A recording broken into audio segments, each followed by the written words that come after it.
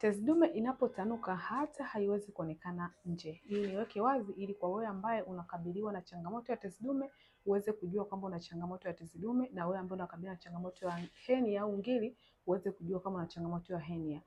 Mwanaume ambaye ana changamoto ya tezi dume hawezi kupitia hali za kuvimba kwa korodani, hawezi kupitia hali za kuvimba chini ya kinena.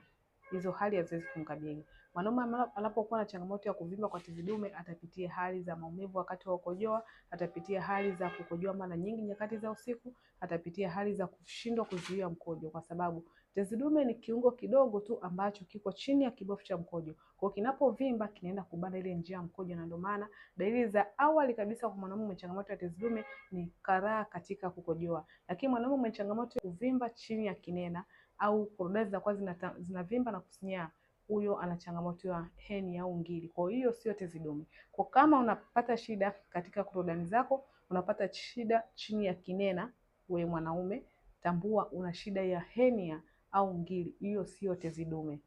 Afya yako ni uwekezaji wako, na kama una hali zote hizi, wasiliana nami uweze kupata matibabu sahihi kwa wakati sahihi.